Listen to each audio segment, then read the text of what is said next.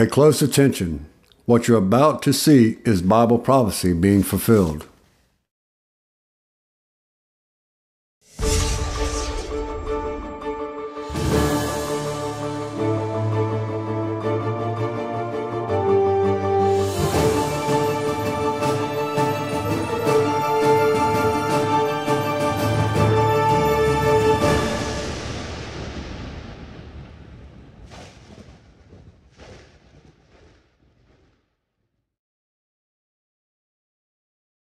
Welcome to another edition of YPN News, bringing you the news that relates to Bible prophecy and foretold by Yeshua Hawkins.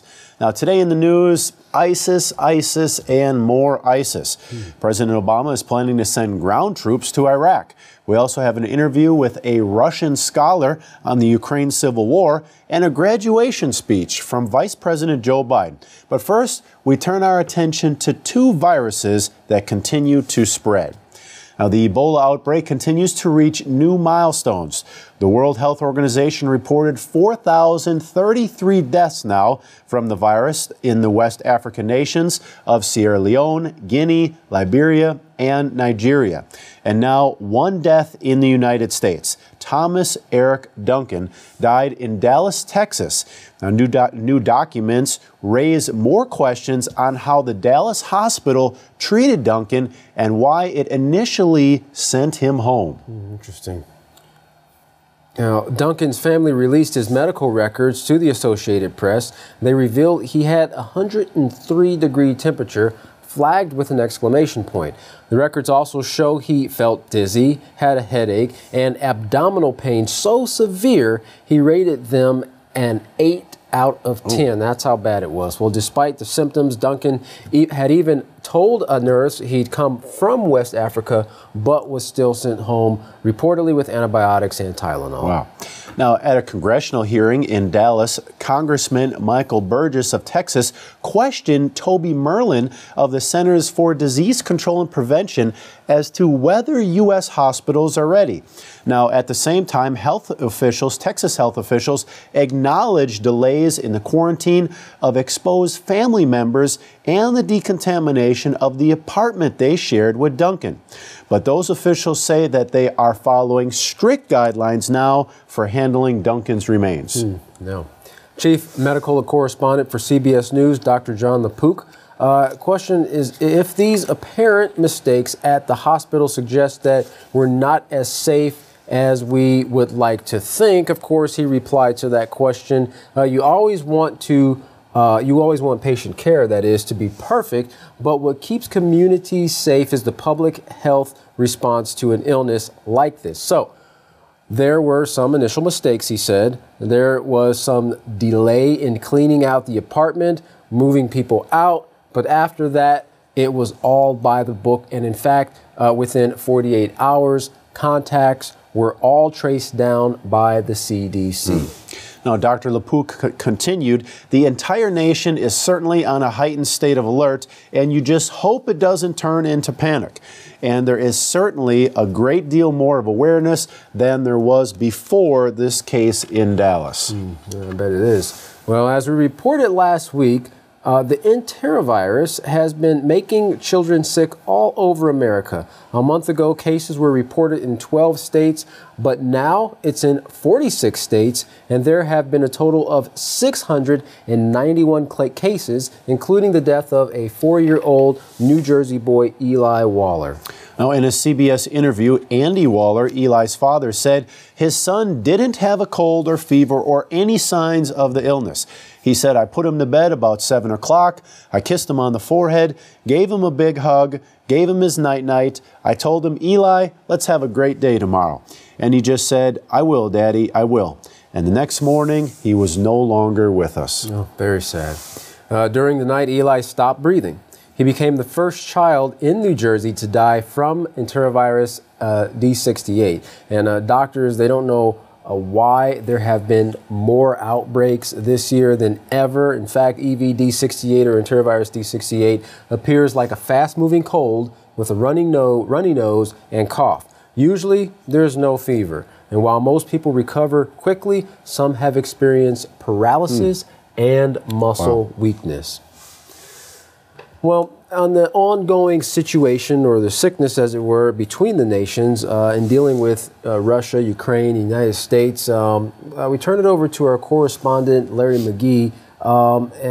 We know, Larry, that there are many contributing factors to the escalation of the things that are taking place between the United States, Russia, and Ukraine. But some are saying it's the direct meddling of the United States in Ukrainian affairs. Well, what, if any, are the reports concerning that? The experts definitely seem to be on point, Jeff. And recently, Stephen Cohen, a scholar of Russian studies at Princeton University, sat down with reporters to discuss the topic. On the question of whether or not the U.S. is actually close to war with Russia, Cohen began by saying, "We are in a Cold War, but policymakers on the U.S. side don't want to refer to it as that because no one wants to accept responsibility for it. According to the Princeton scholar, we have to begin thinking the unthinkable, a phrase which is popular code language for nuclear war." When questioned as to whether or not he thought that was a possibility, Cohen said, "Let's take a look at what's happened. Russia has had the position since the 1990s that because Russian conventional forces are weaker than American and NATO conventional forces, that Russia reserves the right to use nuclear weapons if Western conventional forces threatens the Russian state." On the ever-present issue of sanctions, the university scholar says that sanctions are an institutionalization of the new Cold War. Once sanctions are enacted, it means formally, institutionally, in legislation from the American side, we are now in a Cold War. The strange thing, Cohen says, is why were new sanctions imposed on Russia just as Putin and Ukrainian President Peter Poroshenko signed a ceasefire agreement in negotiations? In answer to that, Cohen says there is a war party in Washington. There is a war party in the EU. There is a war party in Kyiv currently attacking President Poroshenko. There is also a war party in Russia as well. And the United States, in the opinion of Cohen, is a mere 3 steps away from war with it. In a talk this week with Democracy Now!, former CIA analyst Ray McGovern stated that on the question of who is provoking the unrest, what he knows is that you really have to stick close to the evidence. And in this case, we have an incredible amount of evidence based on the intercepted telephone conversation with the Assistant Secretary for European Affairs, Victoria Nuland, speaking with the American ambassador in Kyiv, who was quoted as saying, Yatsenyuk, he's the guy. He's got the economic experience, the governing experience. He's the guy, you know. A few weeks after that, Yatsenyuk had become the interim prime minister of the Ukraine. Well, if I was a Russian, McGovern says, I would look at that and say, who's responsible for a lot of this? It looks like they are trying to do with Ukraine what they did with the rest of Eastern Europe, what the U.S. pledged not to do, and that is to pluck these countries off one by one and have them join not only the European community, but also NATO. And the people advising President Obama might have warned him that you go a bridge too far when you threaten the strategic interests that the Russians consider so sensitive as the Ukraine. For YPN News, I'm Larry McGee. Katan, Jeff, back to you. Well, tensions are definitely rising. I guess we'll see what becomes of that. Well, more on the ongoing threats of war. President Obama said recently concerning the current ISIL or ISIS conflict that he would not hesitate to take action against ISIL in Syria as well as Iraq. He also said, if you threaten America, you will find no safe haven. Now, that being one of his core principles. Although with these words, the president made it known that the U.S. is planning to increase its support to forces fighting these terrorists on the ground. Right. Now, since June of this year, there have already been some troops sent to assist, and there's going to be about 400 or so more forces heading there soon. So that's going to give about a total of about 1,000 forces in Iraq to provide support to Iraqi and Kurdish forces in training, intelligence, and equipment. Across the border from Iraq and Syria, the U.S. has ramped up its military assistance to the Syrian opposition. The president also called on Congress to give the necessary authority as well as resources to train and equip those forces. Now, also in a recent interview with Obama and 60 Minutes, he was asked if he was surprised that ISIL ended up in control of so much territory. Now, Mr. President responded that the head of the Intelligence Committee, Jim Clapper, and others admit that they underestimated what had taken place in Syria. Right. He continued, you had Al-Qaeda in Iraq, which the U.S. Marines were able to quash with the help of Sunni tribes, and that, of course, drove them underground. During the time of the Syrian civil war, there were portions of the country that were left ungoverned, so they were able to reconstitute themselves and take advantage of the chaos as well as attract foreign fighters. Well, speaking of attracting foreign fighters, a U.S. teen was arrested for trying to leave the country to join ISIS. A Chicago area teen, Mohammed Ham Sakan, told his parents that he felt the obligation to migrate to the ISIS-controlled land. Now, according to prosecutors, he's only the latest of roughly a dozen Americans to volunteer for ISIS. He was arrested in Chicago O'Hare Airport when he was about to board what he allegedly said was a one-way journey to Syria into war. Even in the face of American air power, ISIS is advancing, and even in Kobani in northern Syria, Kurdish fighters are locked into a bloody street battle with ISIS, who's already raised their signature black flags on top of a building and a hilltop overlooking the town, while there is continual shell fire from tanks and heavy artillery. Now, in fact, remember, if you remember that aid that we mentioned earlier that President Obama spoke about, sending aid to fight against ISIS, well, one reporter quoted a fighter as saying, "We hoped American planes would help us. Instead, American tanks in the hands of ISIS are killing us." Now, U.S. officials say the effort against ISIS is ongoing. Well, in Iraq, despite the combination of both U.S. and Iraqi forces, ISIS is still advancing there also. They've captured the city of Heat and are closing in on Ramadi. President Obama said that is why it's important for us to realize, referring to dealing with ISIS, that part of our solution is going to have to be military, and we just have to push them back. Now, in fact, the recent events in the Middle East have even awakened the Pope to make a call to action as he endorsed military action to stop ISIS from attacking religious minorities with an emphasis on the word stop. It is said that the popes in recent years have been opposed to any military intervention in the Middle East, but there is a case in the church for a just war. That's what they're calling it, a just war bill, and the Vatican is now trying to build it. Wow. Well, the Pope was asked on his way back from a trip to Seoul, South Korea, if he supported U.S. airstrikes against ISIS in Iraq. And his answer, in these cases where there is an unjust aggressor, it is licit to stop the unjust aggressor, he said. And he said, I underscore the verb to stop. I'm not saying bombing or making war, but stop him. By means by which he can be stopped must be evaluated.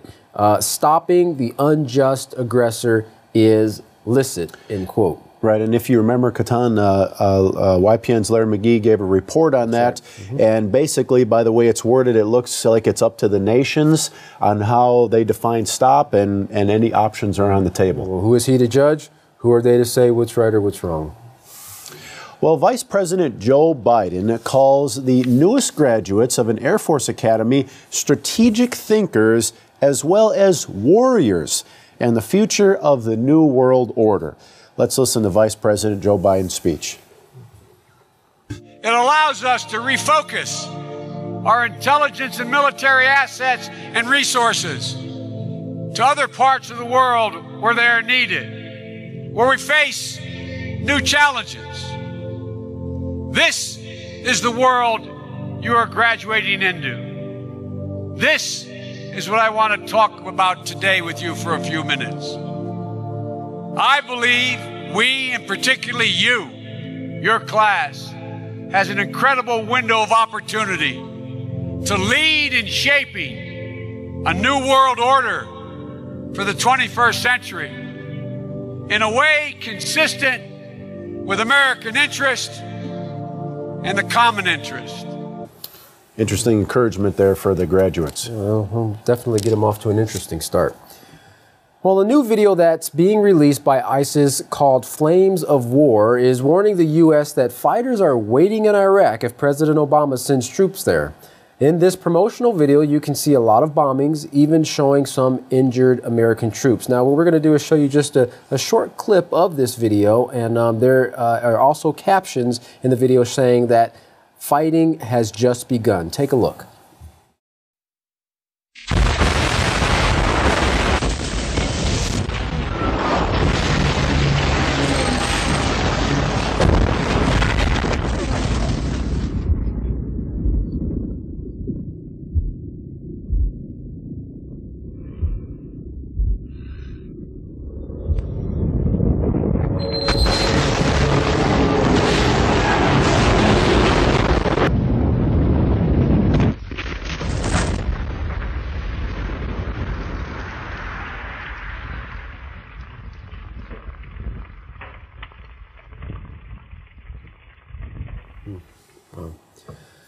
Well, with so much war and sickness in the news, and for the most parts in our very backyards, it would be difficult to even begin to see any light, let alone the one that's supposed to be at the end of a tunnel.